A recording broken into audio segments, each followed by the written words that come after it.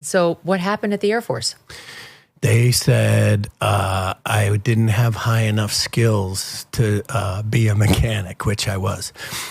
They told me I could be admin, and I'm like, okay, what's that? Maybe I'll do this. What's an admin? And he was like, well, you type memos, maybe process awards. And I was like, my mom's a secretary. Like, that's what that sounds like. I'm out, Yeah. Talk about misjudging a man. Yeah, and they're like, hey, son, have you talked to the Marines or the Army yet? And I'm like, no, I didn't even think of it, So I went to the Army. Why the Army?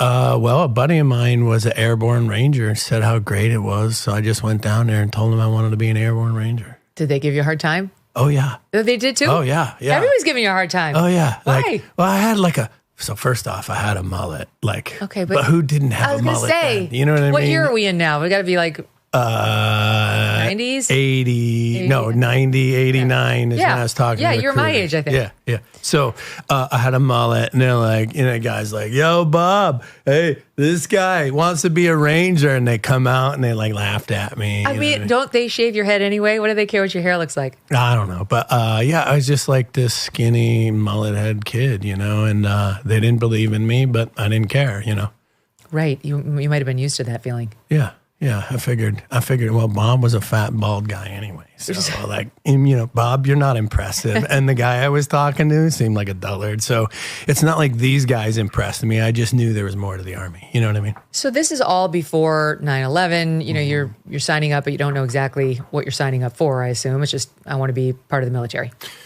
Yeah, I had no idea. I didn't know if I was doing, in my day, it was like, you sign up for the college money. You know what I mean? Yeah. Like people did.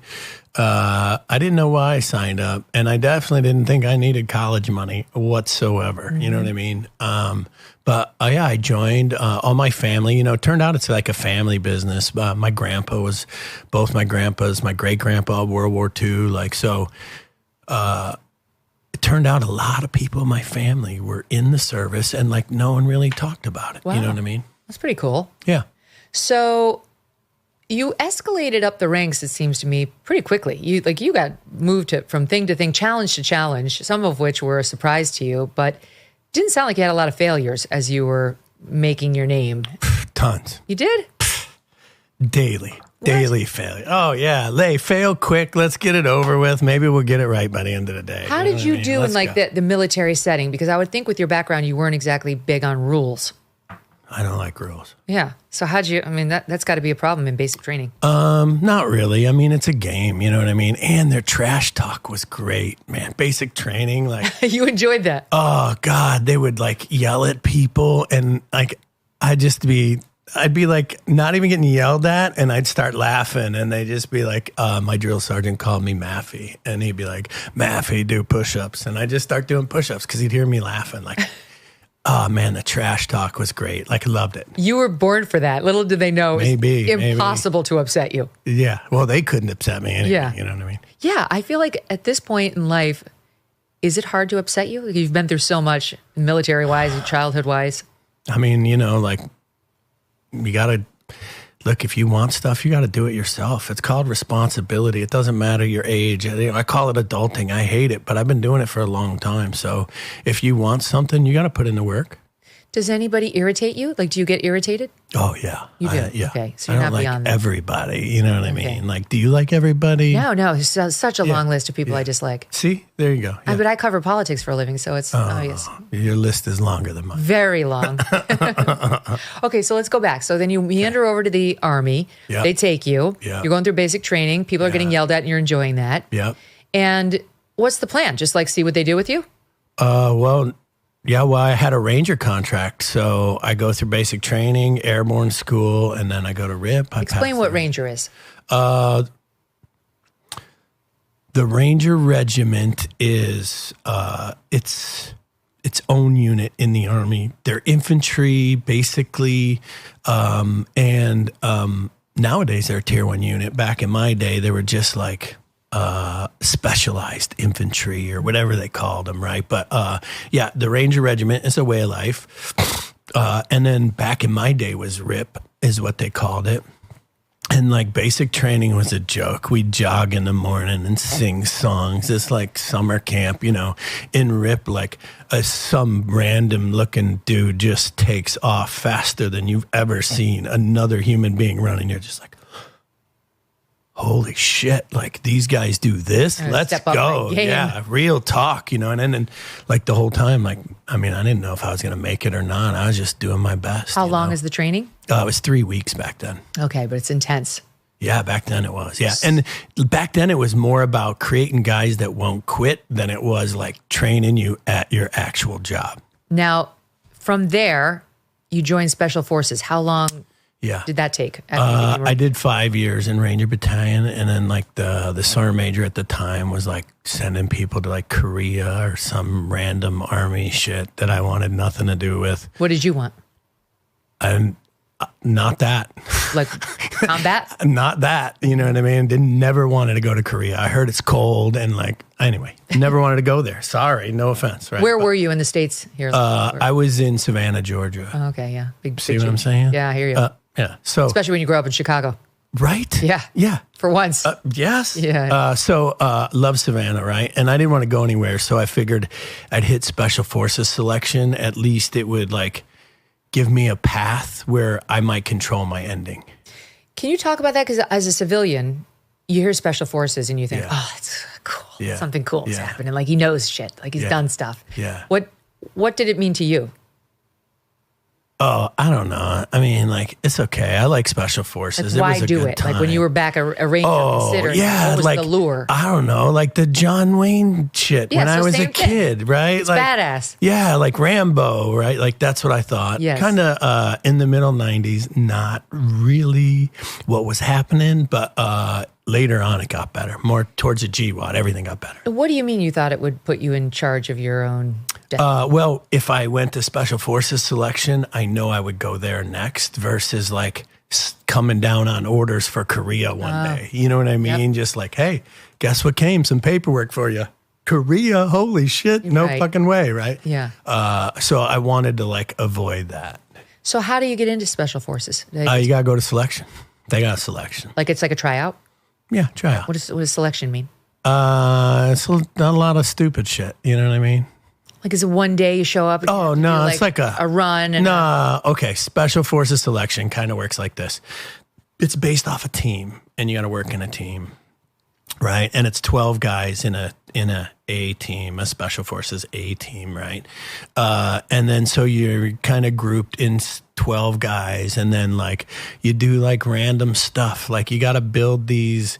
They'll give you like one wheel, some pipe, and a 500-pound barrel, and it's like you got to take it 20 miles that way. Go. It's very MacGyver-y. Very MacGyver-y, right? And then you have the right background for this too, though. Yeah, but you're not in charge every day. And then if someone bad's in charge and they talk about, they do stupid shit, you're stuck doing their stupid shit all day long. I was on the worst team ever, I think, in selection. Like, oh, no. Some of those guys might be listening to this right now. I don't care. They were pussies. You know what I mean? Like, I do not give a shit. You know what I mean? Yes. It's probably why they are where they are now. You know what I mean? They were bringing you down.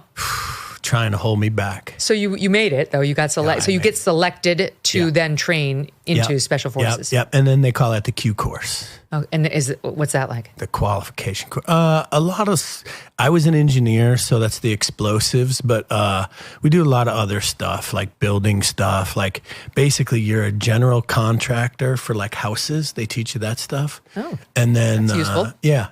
Super useful, right? And then explosives and a lot of explosive stuff. What's Delta Force, and when did you try out for that? So the mid-90s, Special Forces, the Bill Clinton Army kind of sucked. No ammo, no training, no money, right? So a buddy of mine, I was at his house. I don't know, I was on leave. We were drinking, smoking cigars, and he just gave me a yellow sticky with a time and place. So I was like, what's this? And it was like this field on post. So he's like, yeah, you're going to be there at 6 a.m. It's like midnight, man. No way. I ain't going nowhere at 6 a.m, right? I went, and he talked me into going. He was a Mogadishu guy. And I went and that's it. I passed. Yeah. So that was you in Special Forces trying to make it onto Delta Force, which is yet another sort of next elite level. But in my day, you didn't know what Delta Force was. Like if someone went there as a black hole, you just never seen them again. Okay. You didn't even know they were alive. You know what I mean? So why'd you do it? Why'd you even show up at 6 a.m.?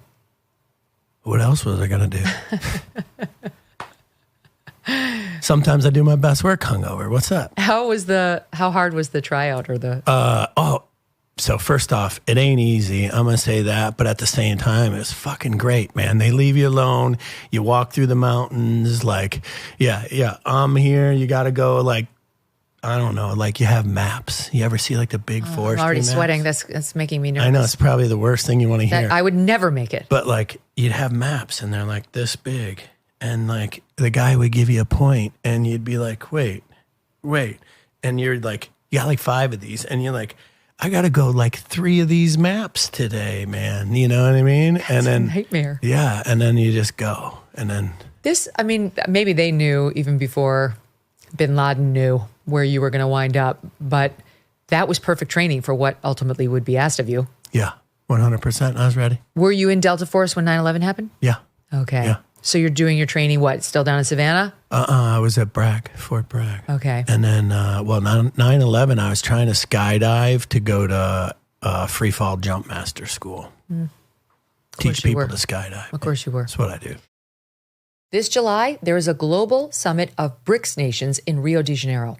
The bloc of emerging superpowers, including China, Russia, India, and Iran, are meeting with the goal of displacing the US dollar as the global currency. They're calling this the Rio Reset.